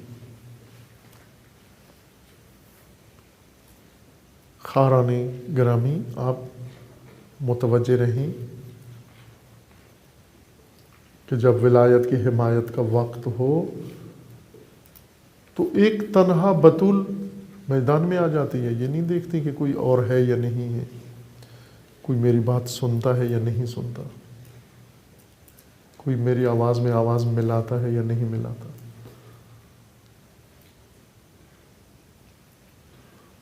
خوب وہ ایک بطول تھیں اور علی کی ڈھارس و سہارا زخمی ہو گئیں. پھر بھی علی کو کوشش کی متوجہ نہ ہو جائیں کہ تنہائی کا مزید احساس ہو جائے گا. خوب آج تو الحمدللہ اسوات بطول کے اس قدر زیادہ ہیں. ان کے ہوتے ہوئے ہم کیسے کہہ سکتے ہیں ولی تنہا ہو جائیں گے، ولایت تنہا ہو جائے گی یا پھر کوئی جرأت کرے گا.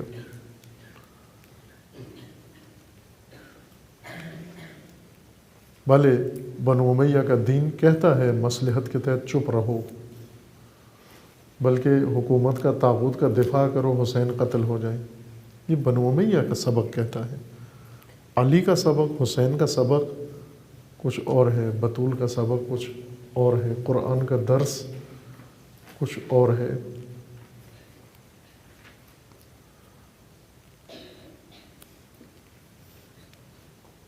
اور یہ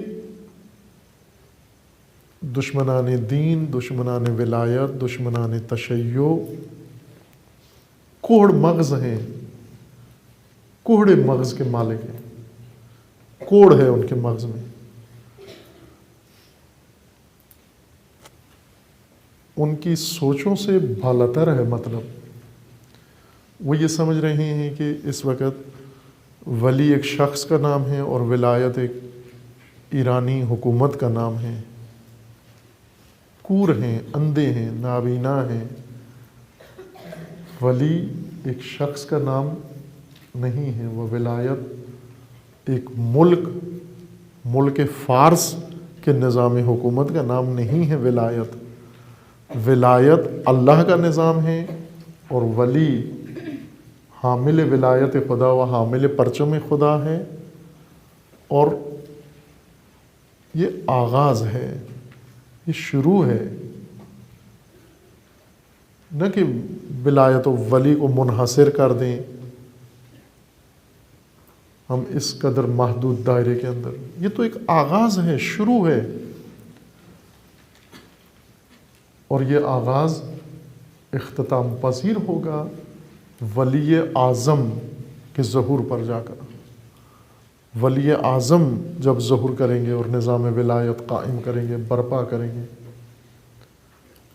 یہ پرچم وہاں پہنچنا ہے، یہ تو آغاز ہے ابھی۔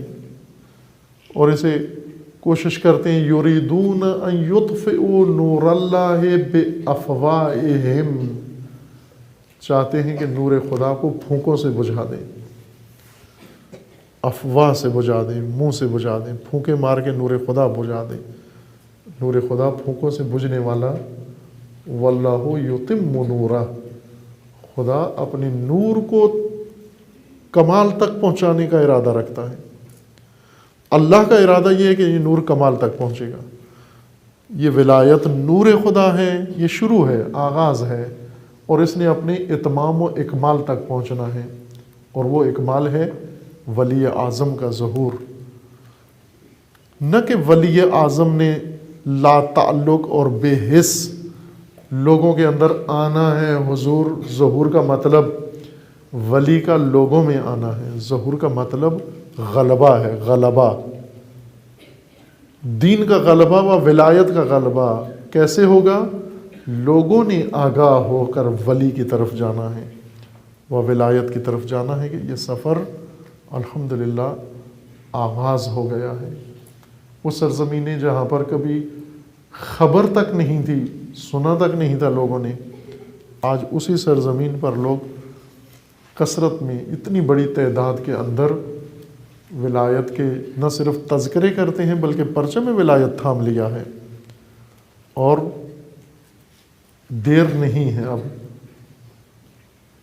اس کاروان کے تشکیل میں و تکمیل میں، جو یہ پرچم لے کر ولی اعظم کو تھما دے گا جا کر، اور ان کی بیعت کرے گا، اور ان کے ساتھ عہد و پیمان و میثاق ان کے ساتھ باندھے گا۔ اگر چند بیان آ جاتے ہیں یا چند ادھر ادھر سے میڈیا کی توسط سے عالمی شیطانوں کے منصوبوں کے تحت اگر ولایت کے خلاف کہیں زبان درازی ہو جاتی ہے، یہ پریشان ہونے والی بات نہیں ہے، بالکل پریشان نہ ہو کہ پھونکوں سے یہ چراغ نہیں بجھے گا۔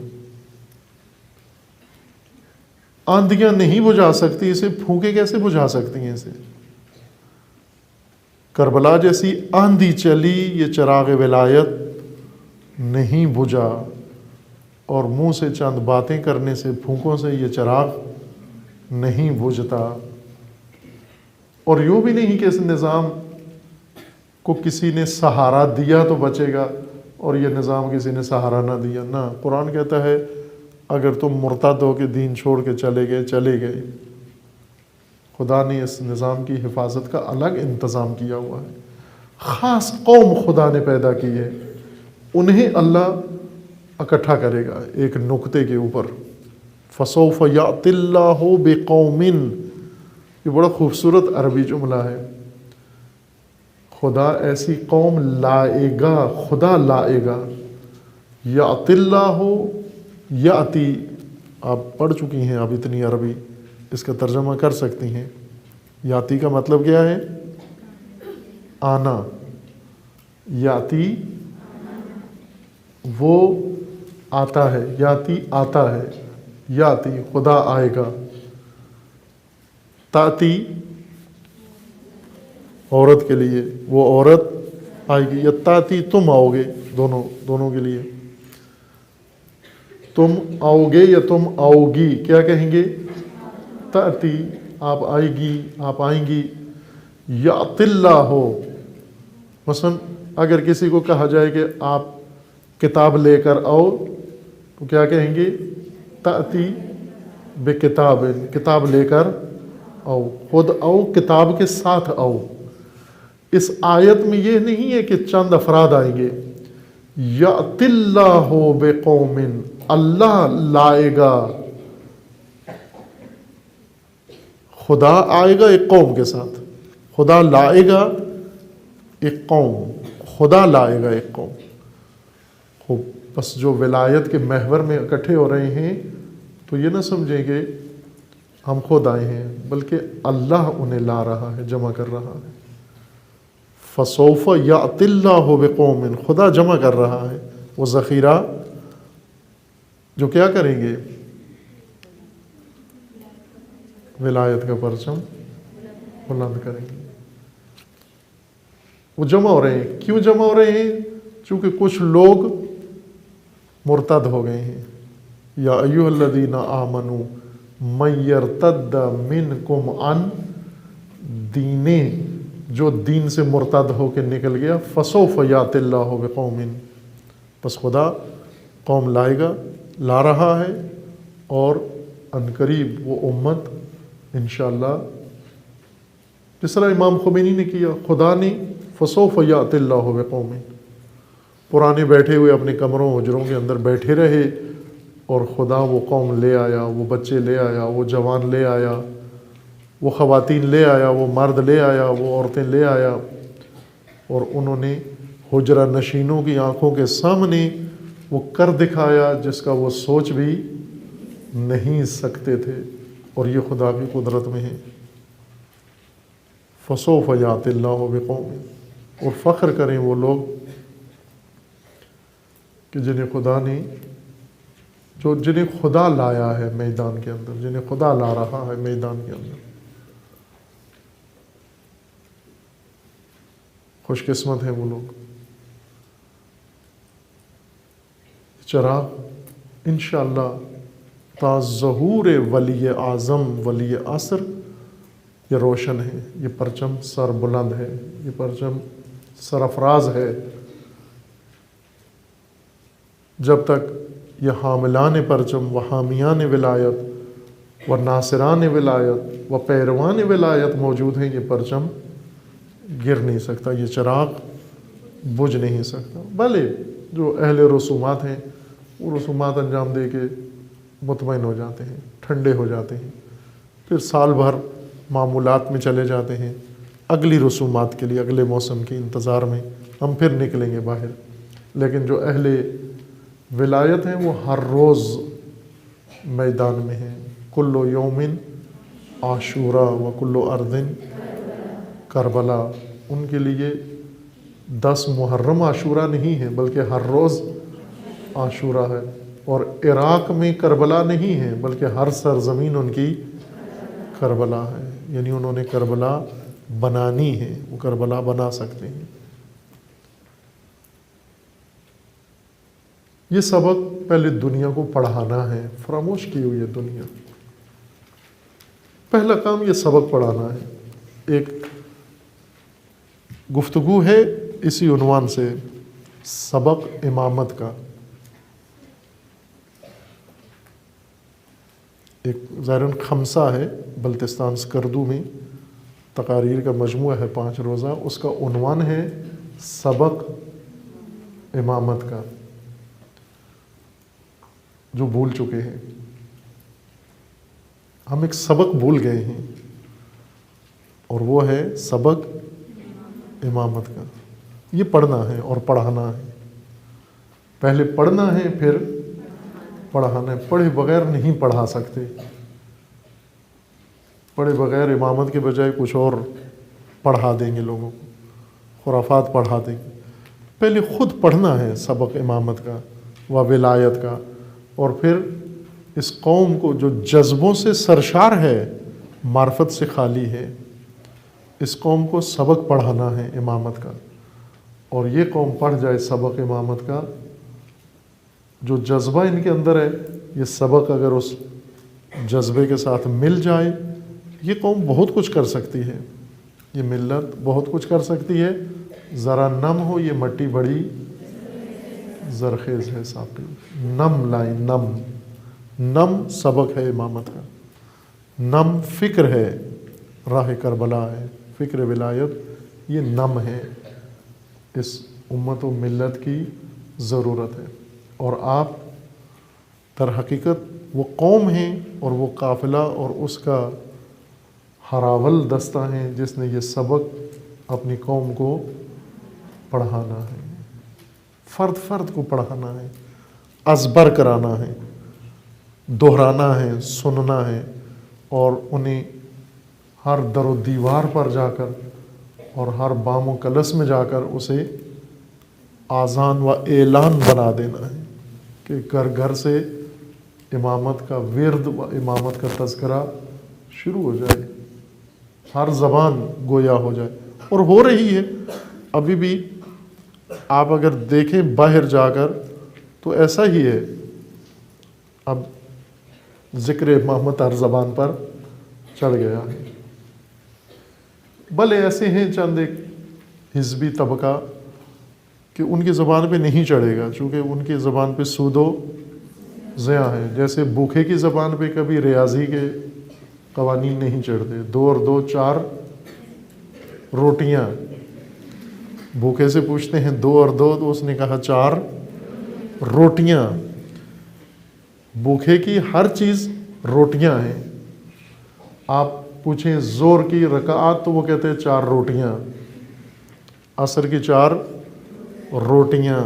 اسے ہر چیز روٹیاں نظر آتی ہیں. اقتدار پرستوں کو ہر آدمی ووٹر نظر آتا ہے. اتنی ووٹیں ہیں ہماری. نہیں کہتے مومنین ہیں اتنے، بلکہ کیا کہتے ہیں اتنی ووٹیں ہیں، اتنے ووٹر ہیں. ظاہر ہے یہ بھوکے ہیں، یہ گرسنا ہیں اقتدار کے. ایک قصہ آپ نے سنا ہوگا مثنوی کی تفسیر میں بیان کیا ہے کہ ایک شخص آیا کسی درویش کے پاس، اور وہاں اس کا مرید بھی آیا ہوا تھا پیسے لے کر، نظر و نیاز لے کر اپنے مرشد کو دینے کے لیے. مرشد کے پاس شاہ آیا ہوا تھا دعا کرانے کے لیے. تو اس مرشد نے اپنے مرید سے کہا، اس نے پوچھا میں کس کو دوں، کہاں دوں؟ کہا جو مستحق ہے اس کو دے دو جا کر. تو انہوں نے کہا کہ آپ ہی بتائیے سب سے بڑا مستحق کون ہے؟ تو شاہ کی طرف اشارہ کیا، یہ سب سے بڑا مستحق ہے. کہا یہ کس طرح سب سے بڑا مستحق ہے؟ کہا اس لیے کہ بہت بڑا گدھا ہے یہ.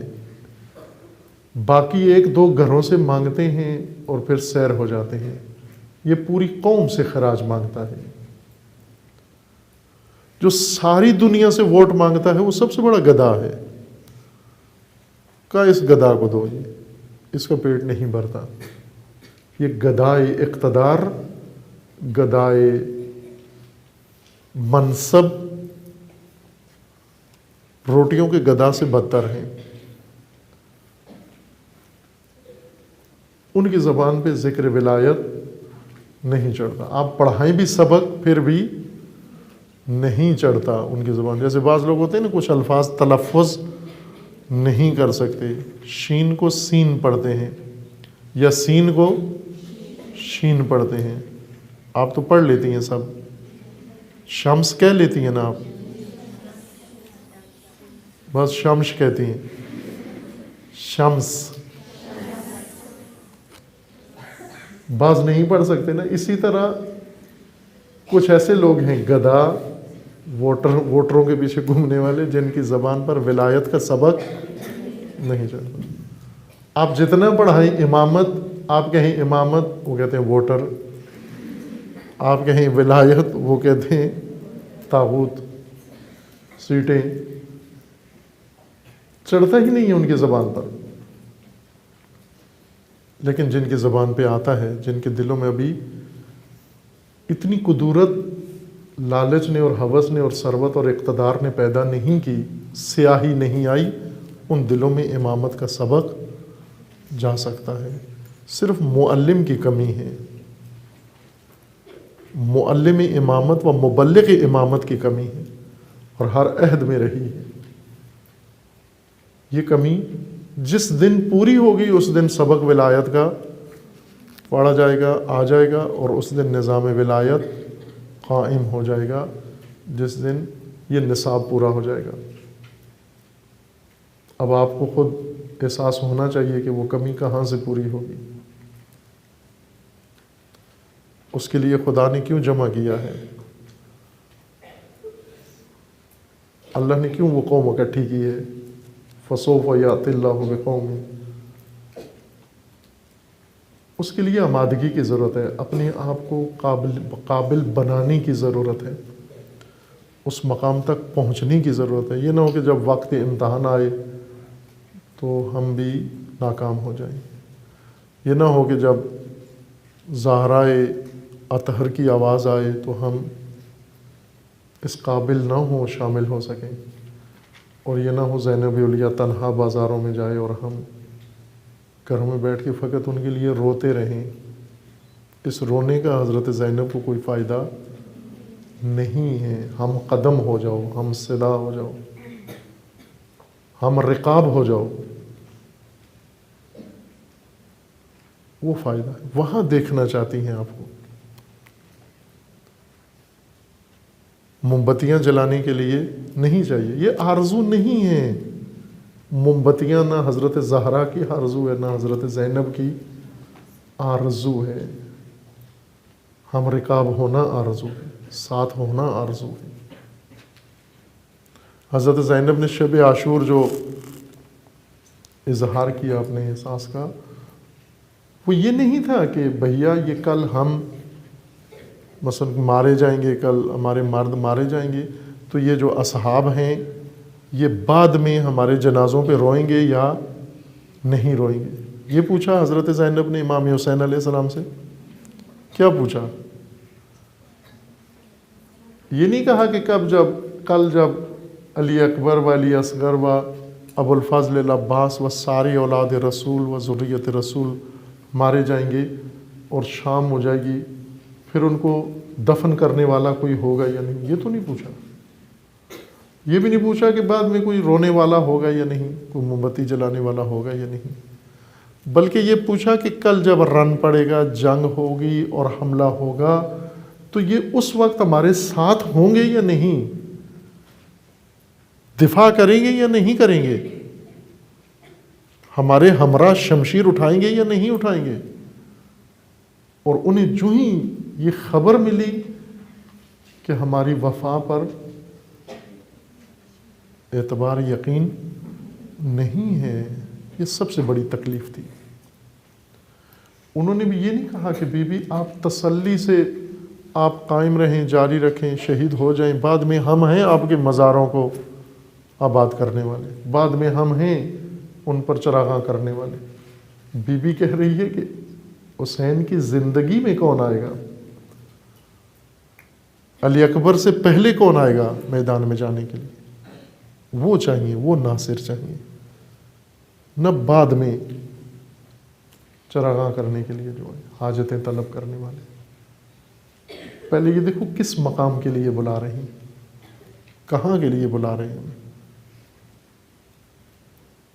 وہ تو جمع غفیر ہے، جمع ہو جاتے ہیں، لیکن بر وقت پہنچنا اہم ہے.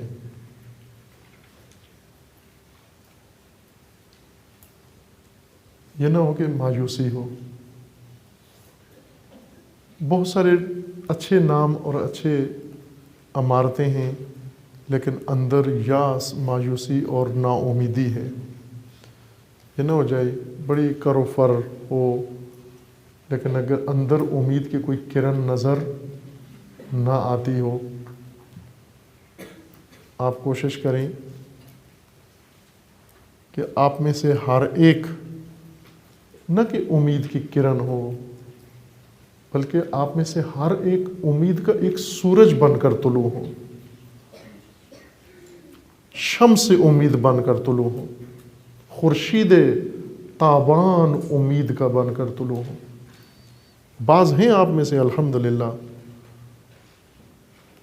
جب جاتی ہیں، گفتگو کرتی ہیں، مجلس پڑھتی ہیں، لوگوں کے دلوں میں ایک امید پیدا ہوتی ہے. یہی چاہیے کہ کوئی ہے منور ستارہ دین کے افق پہ، اس ظلمت کے اندر کچھ کہکشاں ہے جس کے اندر ستارے ہیں، روشن، منور.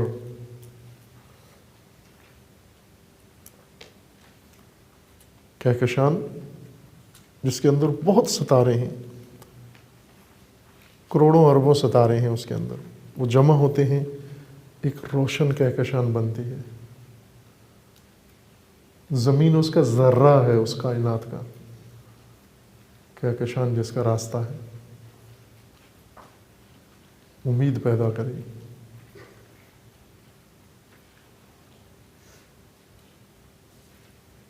سب سے زیادہ جو میں نے بارہا آپ کی خدمت میں طلاب کو بھی کہا ہے، بعض لوگ آتے ہیں آ کے عمارت دیکھ کے خوش ہوتے ہیں، بعض لوگ کسی کو دیکھ کے، فرض کریں کوئی کام ہوتا ہوگا دیکھ کر.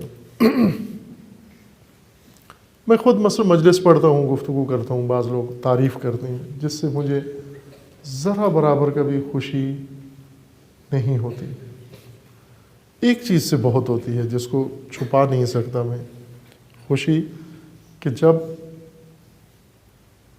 طلاب اور طالبات کو دیکھ کر کوئی تعریف کرے، متاثر ہو، آپ سے کوئی متاثر ہو، وہ واقعاً قلبی خوشی ہے. جب پھل اتنا خوش ہو کہ اسے دیکھ کر امید، لوگوں کی قوم کے اندر امید پیدا ہو. منبع پیدائش امید قوم کے اندر،